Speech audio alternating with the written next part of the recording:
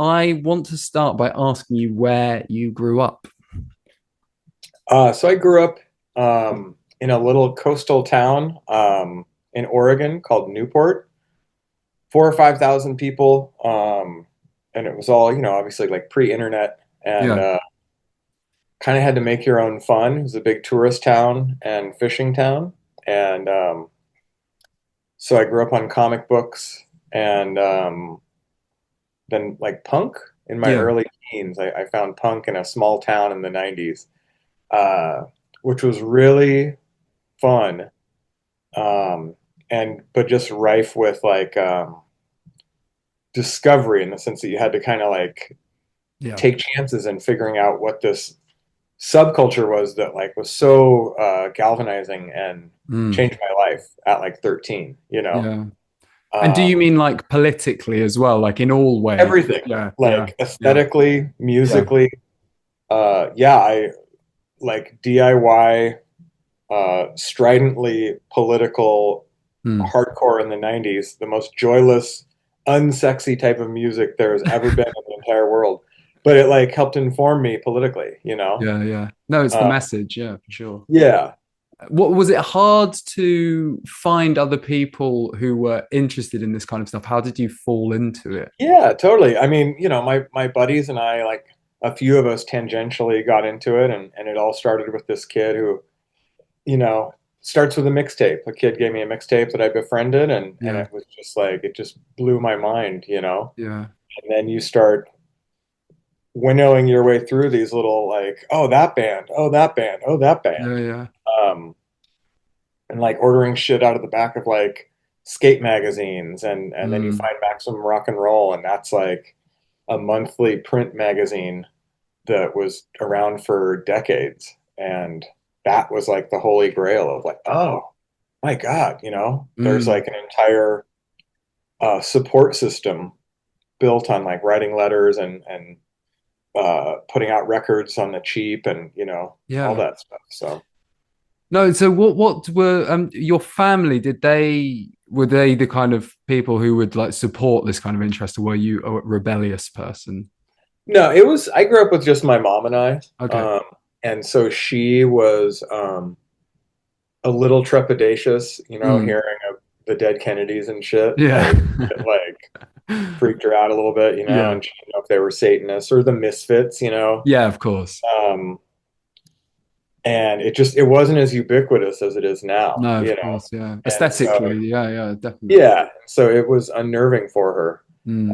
But she eventually was like, okay, well, he's not slaughtering goats, in the yard, so we're good.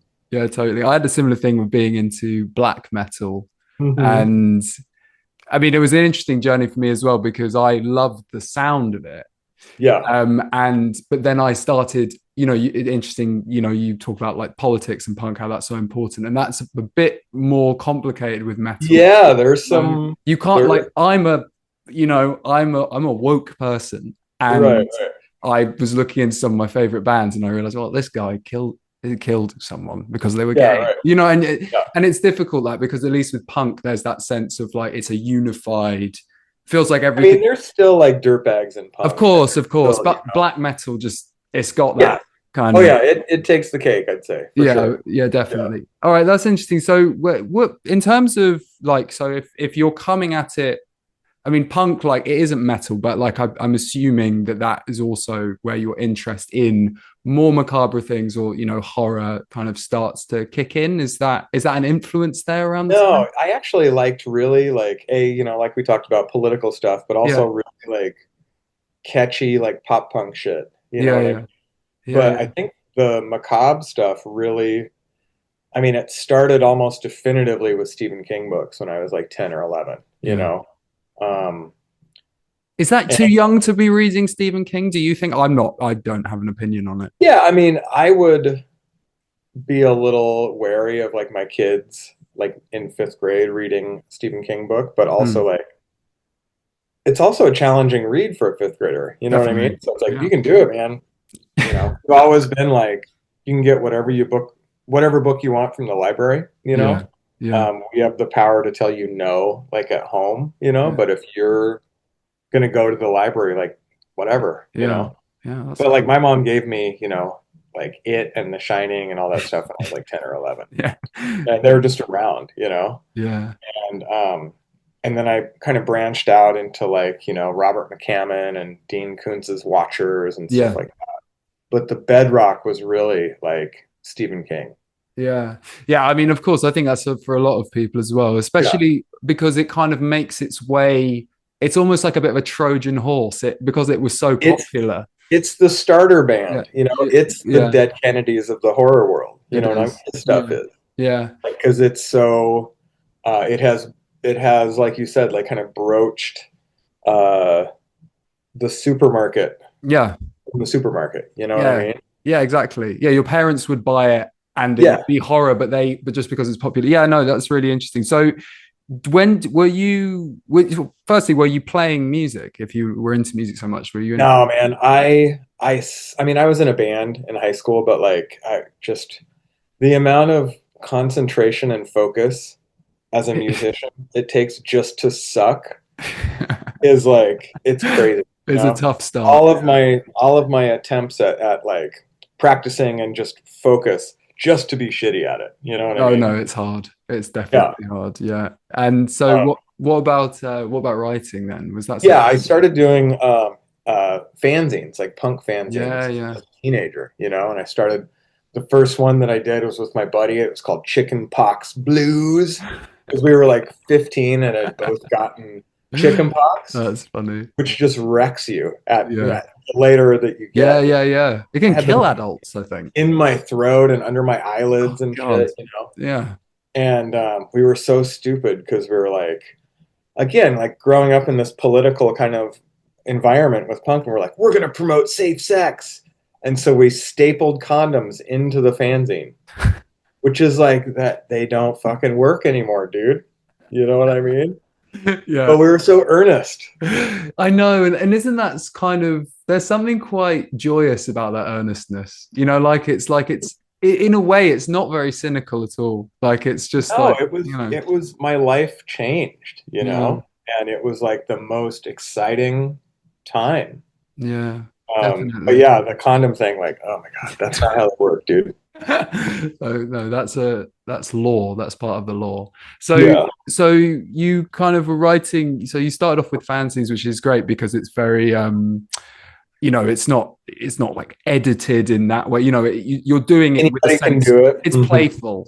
So Yeah. where did you take that playfulness into writing fiction? Kind of. I did fanzines for a long time, and after that zine and a couple others, I started just my own, and it was called Avow.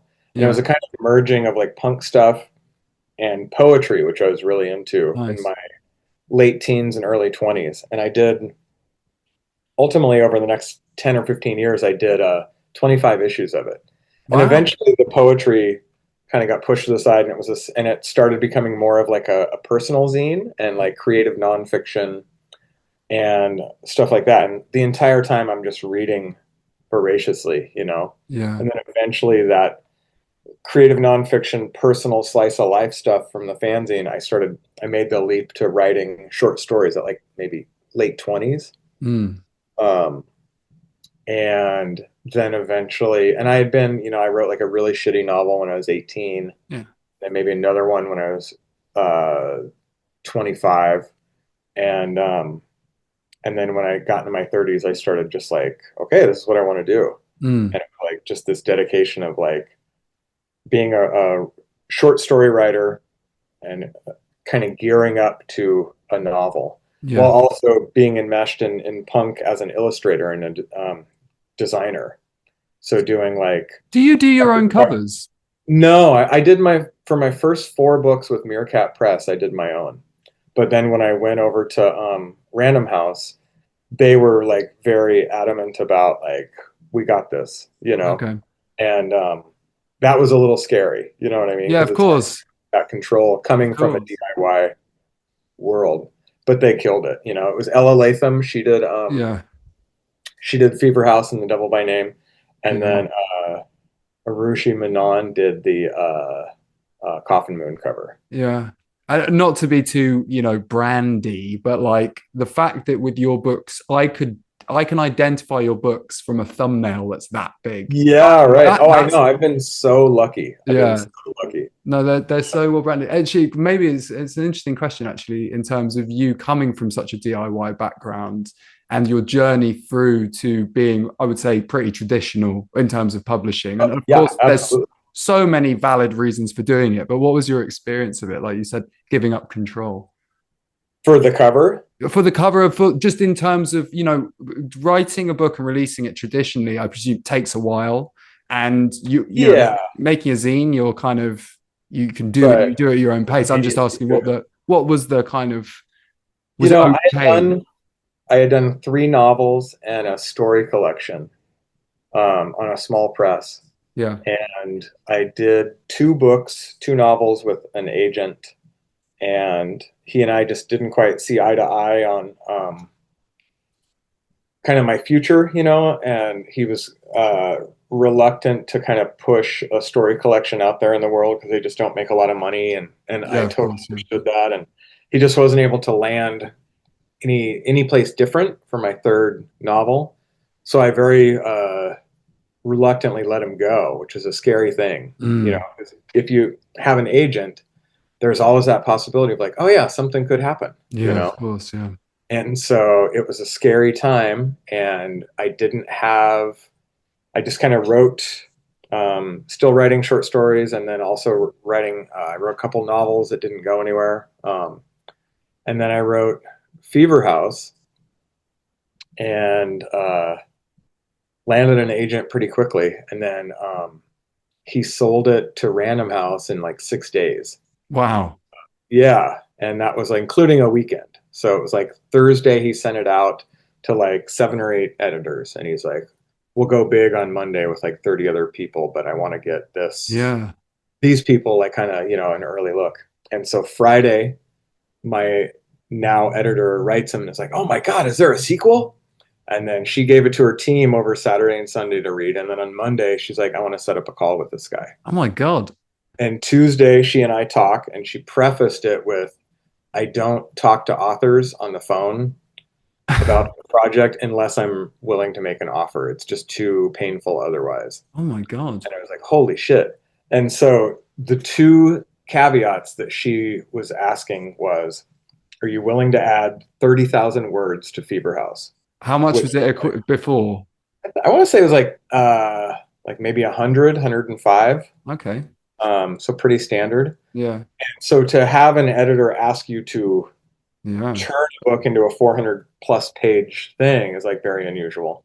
Yeah. And she was like, are you willing to write a sequel? And I had zero plans to write a sequel. I Yeah. wanted Fever House to have this enraging, Yeah. ambiguous ending. You know what I mean? Yeah, of course. Yeah. And but also I was just straight up like, dude, I will write dog food for you if you want. You just changed my life. Yeah, Because tell me about that because like you said, I mean, the life of a creative person anyway is fraught with anxiety and like you said, yeah, it must have been scary leaving your agent. How well, yeah, that must have changed your life to then have such faith shown by not anyone, a very, a heavy hitter as well. It must be yeah, very validating. it was tremendous, and it was like just apart from all else, like financially, Yeah. you know, it was like my partner had always been the breadwinner of the family, and I was like, we had just while I was writing Fever House, we had just adopted kids. The pandemic came. I was the stay-at-home parent, Wow. and she had always been the main like Yeah. breadwinner earner of the family, and so to be like, oh my God, I am actually Yeah. contributing, Yeah. financially, and like, No, it was amazing. No, I mean, so holistic in all ways, like a kind of it took you Yeah, it to was. the next level all over the place. My life is amazing. You know what I I mean? know. How do you And deal with, when people say, I mean, I know we feel, up and down and stuff. Like if someone's to say, like, how are you? Because you seem like a happy person. I mean, you seem fulfilled. I mean, maybe oh man, I'm yeah, I'm full of madness and weeping jags internally, just like everybody else, Yeah, for sure. but you also, I guess, it's like you doing it. You know what I mean? It's like, I fully recognize how fortunate I am, do you and that feel fortunate as well? Like in yes, terms of, Jesus yeah, Christ, yes, it's yeah, like yeah, it's crazy. I had to do some stuff with my family, and so I had to hire movers yesterday, yeah. and the mover was like, "Hey," and he like took me aside and he's like, "Hey, I know who you are," The and he's like, "You're a mover. writer, right?" And so he's like, "My cousin is gonna freak the fuck out. She has all your books. You know what I mean? Oh, Like no, it's that sort of amazing. thing. It's just No, I know. so weird." I know. Well, I mean, I have to say, like, pretty much every bookshop I go into, your books are there. Yeah, and Yeah, that's the thing where you're talking about changes yeah, or what it's almost like yeah, a survivor's guilt of a way because yeah. like coming from a Oh, small press where Meerkat Press did my first four books and they're amazing and mm, it's mainly this one woman, Trisha Reeks, who just works her ass off yeah, doing everything. You know what I mean? I know. And then to go from that to a corporation, Yeah, a publisher in which their entire apparatus yeah, it's huge. is built around getting your book in front of people. Yeah, It's crazy, you I know? know. I know. Well, I think though it's all part of an ecosystem, but I do understand the survivor's guilt. I think small presses, there's a reason why they're small presses. In the same way that when you were making zines, you weren't trying to get into like mainstream magazine publishing.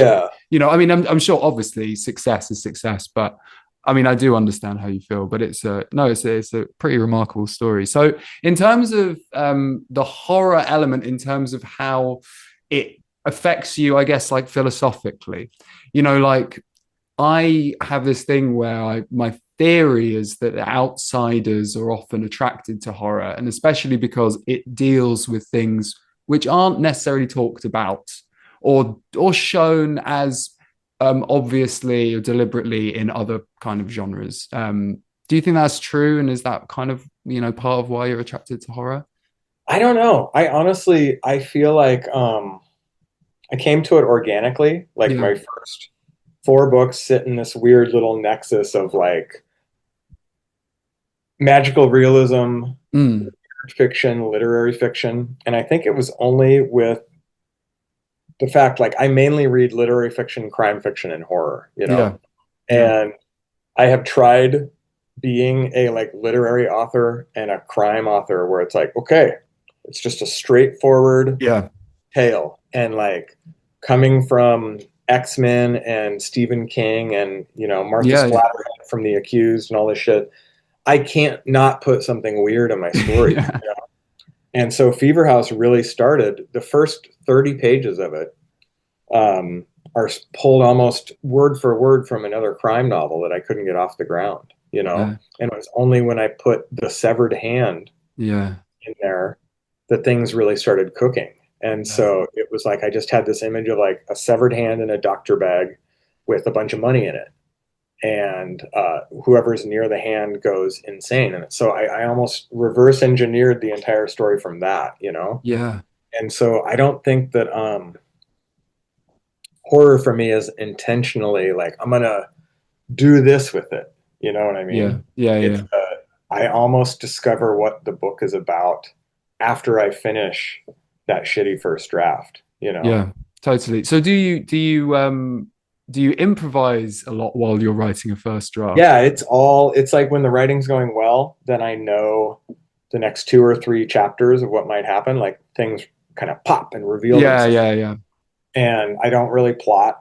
I have no idea what the ending of this book is that I'm writing right now, you Yeah. know. Um, Does that and make it easier for you to kind of, I mean, scare might be the wrong word, but surprise yourself and therefore maybe surprise the reader if something goes bang and you kind of yeah, I hope so because what I do, I've tried outlining and I'll do like a serviceable outline, mm, but then I'll actually write the thing and recognize that it's filled with holes, you yeah. know. Of course, like reality and your kind of Yeah. And so I've just had no luck ever being a mm. plotter. No, I mean that's why I think it's probably a spectrum as well, but it's like, yeah, that's why they're two different styles and they both work for different people.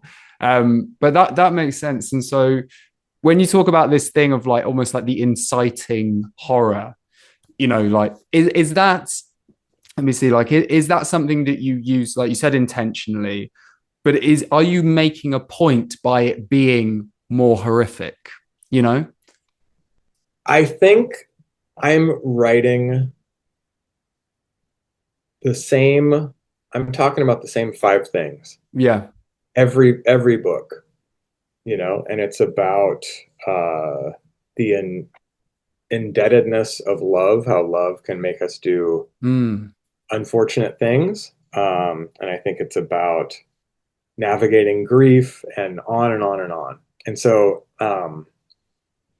I think horror is an avenue to kind of comment on that, maybe in a way that like other genres can't, but also like I don't really care about that much. It's mostly just the one that I'm working in right now. And I don't know if I'll always be working in horror, Yeah, sure. It's Uh, just yeah, it's well, maybe it's working for me now, yeah, you know. exactly. And it's, the visceral element of it is useful, definitely. Yeah. And I like writing about violence and gross shit, so it's fun. Yeah, let's be honest, that's the bedrock of it all. Yeah, so you're living in the US, obviously. And you're from the US, and it's going through a very kind of scary time in terms of Yeah. just the tension. And I wonder if any of it is, I mean, I'm not saying you're consciously funneling it into your books, but do you feel kind of yourself channeling tension that you get from the outside world into what you're Yeah. trying I to do? mean, Fever House specifically is I wrote that again during lockdown Yeah, and when we had just gotten these two highly traumatized toddlers yeah, and then the George Floyd murder happened that summer. yeah, And we had, I don't know if you know about Portland, but we had a long 3+ month uh, stretch of sustained protests every yeah, single night, and they got very violent. yeah. I remember. And so between like just kind of watching that unfold and going down there, and like we lived right next at the time to the police union, and so like having they people would go protest at the police union and coming out and just seeing like fucking tear gas canisters and shit all over our yard. Yeah, It was very that kind of intensity entirely made it into Beaver House. And one of the characters, like inciting incident, is essentially based off of a protest. yeah, It very much made its way in. yeah, totally. And so now it must be, you must also feel that kind of, Yeah, I mean, but it's also like you can't tell the same story again. no, You're no, sure. writing about the same things, and so I have to figure out new ways to like couch that and bookend that kind of fury and frustration. Yeah, totally. No, I understand. So you're how do you take being popular? I mean, it's also like a a writer who's popular. Like I think of like Stephen Graham Jones or Paul Tremblay. Like those dudes are popular. You know what I mean? Yeah, Um, and even then, it's still like a popular writer compared to a popular like NASCAR driver. It's yeah, all probably pretty relative. yeah, Uh, yeah, yeah. Yeah, but the but fandom is quite, I mean, I'm not saying that it's an intense fandom or anything, but as in the horror fandom is a kind of legendary, iconic thing to be kind of part of, you know? yeah, I mean, it's tremendous, and it's also it can feel like coming from that DIY background. It's like I make an effort to like just thank everybody who Mm, reaches out and stuff yeah, like that. And I feel really bad when like people slip through the cracks. yeah, yeah, Um, but it's like I recognize how fortunate I am. And it's really just a case of like if I had been willing to accept as many no's in the rest of my life as I got from publishing, I'd be unstoppable, dude. You know what I mean? Because you just yeah. get told no so many I times. know. And And it's then yeah, it was edifying. It must be because it's like that. You're continuing mainly. I mean, as well as wanting it to be a career, but you're continuing because you find joy in writing. Thank Christ. Yeah, Yes. It's still fun. You know what I yeah, mean? yeah, And it's totally. still that like high wire act of like, can I convince people of this? You know what I mean? Like that's the fun. Do you is there still, even after you're pretty, you're well written, so it's like do you still have maybe an anxiety that goes alongside that in terms of like, am I, are you still driven by a sense of this needs to be fucking good and it needs to be right? Yeah, I mean, every single time that I've started a book, including this new one, I'm like, oh, I don't know how to do this anymore. You know what I mean? I Yeah, forgot how every single time. And, but yeah, then you get past that, I get past that by giving myself permission to just make it fugly and like serviceable. And you know what I mean? yeah, Get the story itself down. And then we can expand upon it in the second draft and cut what doesn't need to be. And, yeah, uh, but yeah, it's really just a matter of like getting it down. yeah, And then I edit, like, I'll write a first draft really quick in like a couple months. yeah, And then I'll spend the rest of the time doing like a dozen drafts of it. You know what I yeah. mean? Page one. And do you do it in quick succession? Are you just like relentless machine when it comes to, Yeah, yeah, yeah, yeah. Less so now, just because my wife works at a job where it's hard for her to like. She works at an office, not really an office, but yeah, she can't yeah, be off, and so I'm the one who takes them to school, picks them yeah, up. yeah, yeah, yeah, yeah, If totally. there's a day off, school's closed, then they're with me. You know what I mean? Yeah, no, totally. I mean, There's less time for that, but I'm still like on it. yeah, I mean, because I have this, I mean, it's just a way my brain works is I'm very, I am relentless and if I'm interrupted sometimes and I'm mid thought, You I fly into a rage. it's almost I have to kind of stop myself because it's almost like it's like ripping me away from something. Yeah, right. Totally. And so do you, I mean, is that something you deal with as well, where you're kind of that it's almost like a Yeah, fugue state of no, I mean, maybe at times. I think now with the kind of world the way it is, yeah, my concentration is just shot. You know what I mean? yeah, And it's really hard to focus for like prolonged yeah, periods. yeah, But I try my best. You know what I mean? yeah. What about So, when you were younger? Because it sounds like you were pretty industrious, so you must yeah, have had a work absolutely. ethic. Like, Yeah. yeah, And it's just ferocious. You know what I mean? But it was also like for every story that I finished or book that I finished, there's a dozen pieces that you just kind of lose the thread of and they die on the vine, you yeah, know? So totally, that's another reason why I'm like, I tell people to never throw anything away yeah.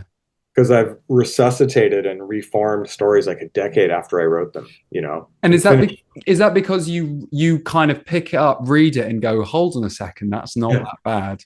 Yeah. Or, oh, I can find the Yeah, thread here that I couldn't X many years ago. totally. Yeah, well, I think that's true in so many. I think I know musicians definitely. Totally. It's all just little. Oh, that will be useful at some point. Hmm. So yeah, that's really cool.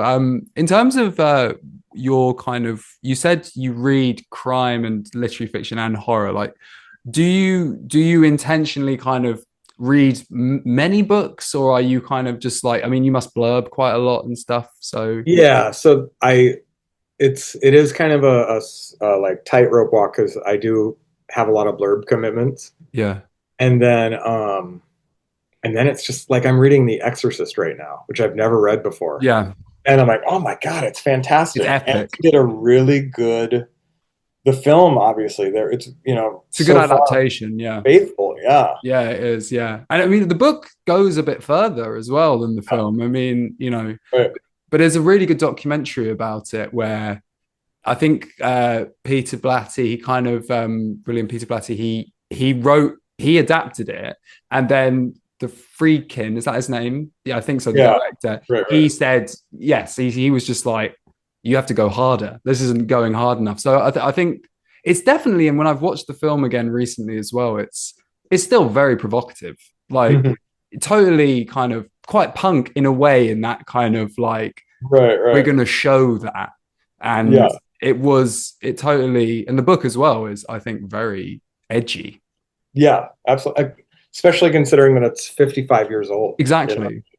That's why I can realize, at that time, and actually that makes me think. Do you think where do you think in terms of like that is like there's a mold being broken with a book like that? I'm not saying that he was the only person writing like that, but subsequently in horror you have things like splatterpunk and that kind of becomes Hmm. extreme horror and it kind of like pushes the boundary further and further Yeah. each time. Like, do you think like it's possible in horror like to write something that's new and transformative and like game changing, or are we just kind of I mean, yeah, I think so. I think that there are people continually pushing envelopes, whether it's form yeah. or structure or content or whatever, you know what I mean? And it's Yeah, like, I think of a dude like Eric LaRocca is like yeah, so yeah. It's great. um, polarizing. You know what I mean? His first novella was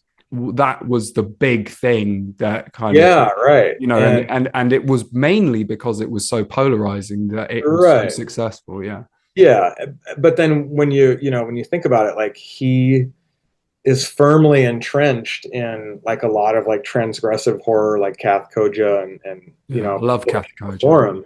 Love Kathy Koja. But for our contemporary era, and Kath, she's still around too. You know what I mean? So I'm Yeah, just saying that there are people who occasionally do come by and like kind of push that envelope for better yeah. or worse. You know what I mean?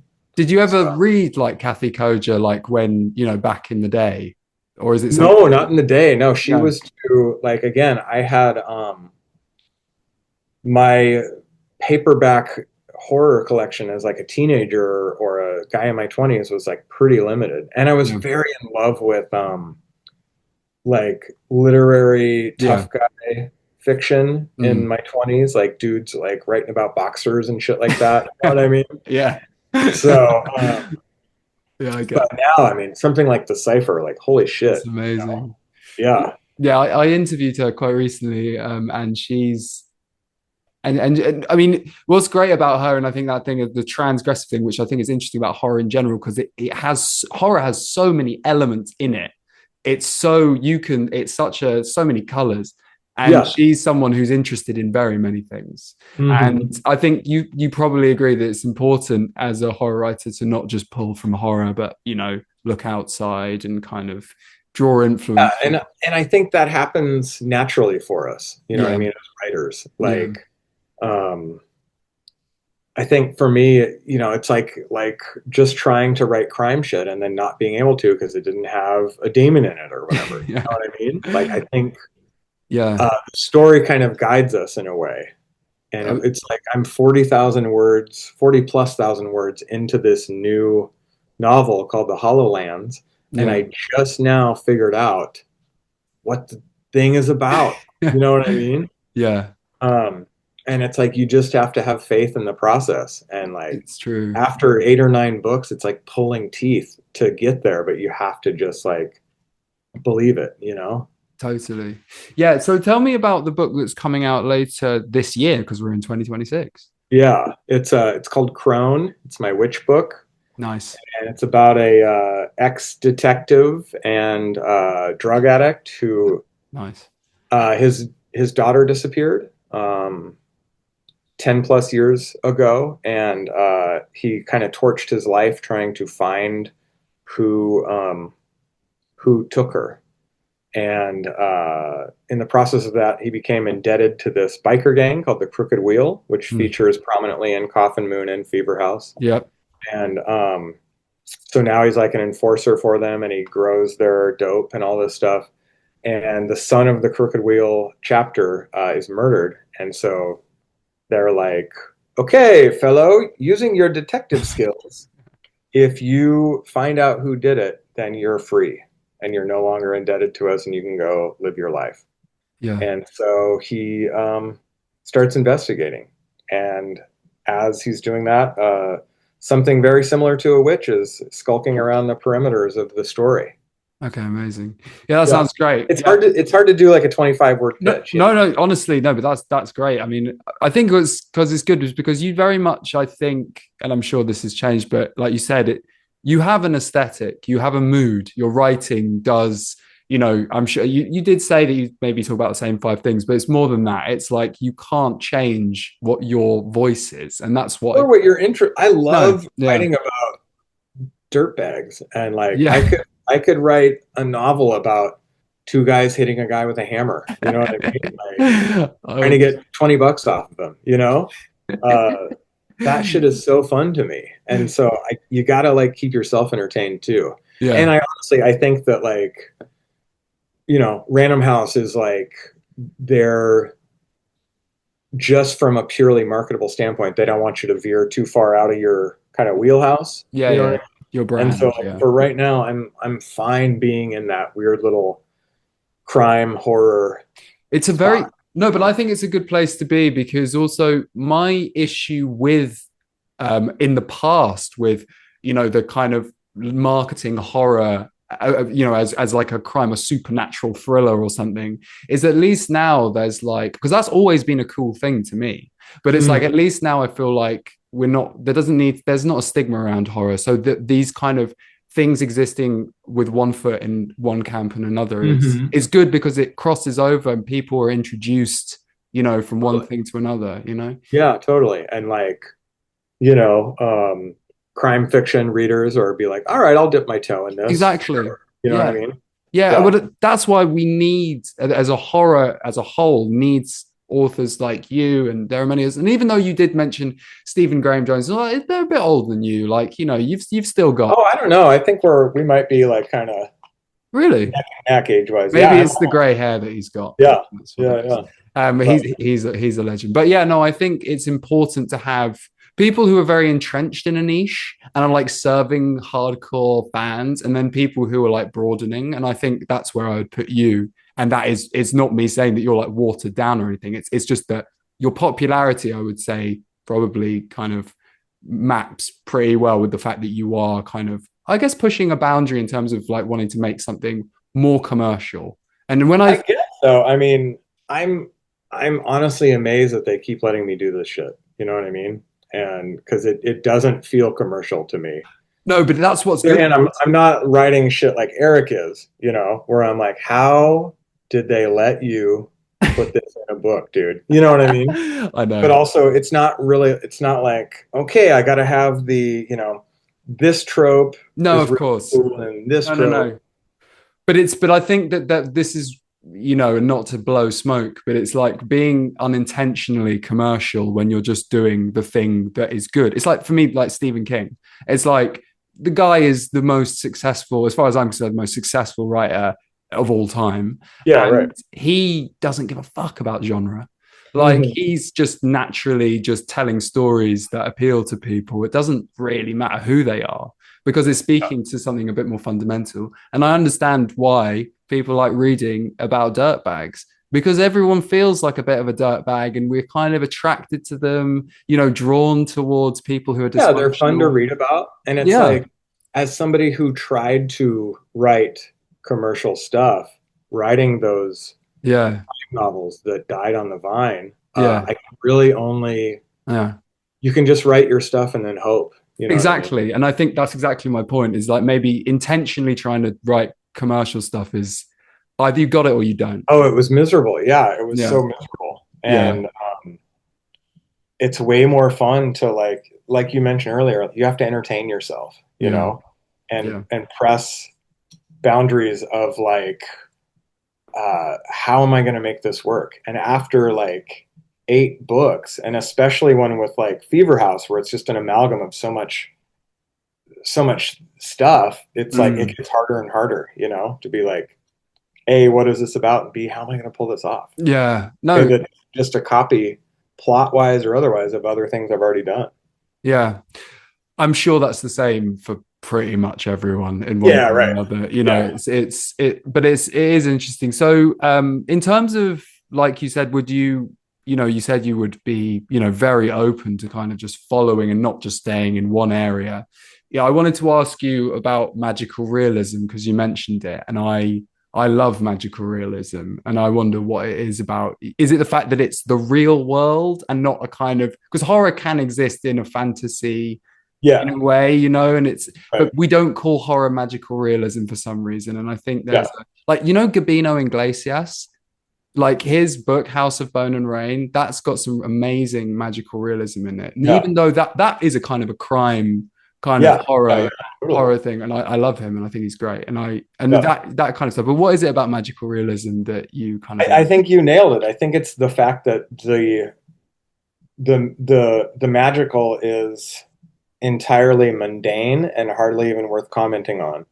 You know yeah, what I mean? And yeah, so within that, there are all these parameters for world building yeah, that you just have so much room to play around in.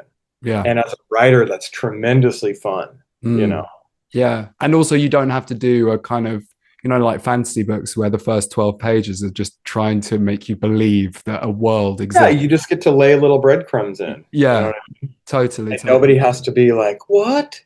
This Yeah. is happening? Ah, it's like, oh yeah, we're used to this, you know? Yeah, no, no, I think that really complements horror. So, just some final kind of quicker, smaller questions. I want to know what you're watching on TV, if you watch TV at all. Yeah, we uh don't really watch a lot of TV. Do you Um, watch any, like, do you watch movies, or is it? yeah, I watched. I think the last thing that we watched that we really liked was Weapons, Yeah, uh, and I thought that was great. And it was this really fantastic merging of like the comedic aspects of it was so good, you know. yeah. Um, No, it was great. Good comic and timing. yeah, there's a couple that we tried to I tried to watch and I couldn't get through, and I don't really want to name them. Just No, I no, don't it's want fine. to talk shit, you know what I mean? Is that But because do you not watch stuff? It's just not something you don't. It doesn't stimulate you. I mean, I'd rather read or Mm. write, you know what I Yeah, mean? yeah, yeah. Um, yeah, that's where I really get my kicks, I guess. And so, like, we haven't even watched 28 Years Later, you know? To And be like, fair, I have not either. I'm excited to watch that. Yeah, it's Um, supposed to be great. I kind of stockpile them. Like yeah, I didn't totally. watch Nosferatu. Did you see that? I didn't watch that for a Uh, long time. yeah, What about? But you must still listen to music. yeah, religiously for sure. When you write, do you listen? Yeah, yeah. I have like a playlist. It's all like I vacillate between punk stuff and like sad ass folk music. You know what I Mm. mean? Do you It, feel like it affects you while you're writing in terms of, are you kind of like, is it soundtracking the world that you are creating? I don't think so. I think No.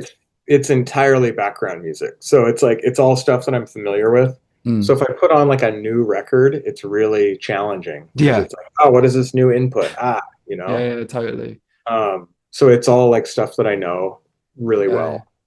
Okay, cool. Yeah. And apart from, you said that you were reading The Exorcist, like, or maybe you could say if there's any books, horror books recently that you've read or blurbs that you thought were particularly. Oh God. I hate this question I'm because I sorry if always no, it's like I always choke on it. oh, Um, so do I. I mean, I review books and stuff, and if someone asks me what's your favorite book or what you're reading right now, I'm like, I don't I have no idea what yeah, you're talking I about. gotta have like an answer ready to go. But like Yeah. I just got like an e-reader for Christmas Oh and yeah. figured out how to use Libby, which is like the Yeah, yeah, yeah. our library system. And so I've been reading a lot of Daniel Woodrell, Yeah, who's yeah. a crime writer who just died a couple Yeah, weeks yeah. ago. Yeah. Wrote Winter's Bone, which Yeah. was the movie. I've seen And that, yeah. he's tremendous. You know, he's dark as shit, man. Mm. Um, but as far as horror goes, I'm not sure. Yeah, no, that's absolutely fine. Well, it's been an absolute pleasure talking to you. You're a really cool guy. Oh, thank you. I agree. I feel the same. I appreciate it.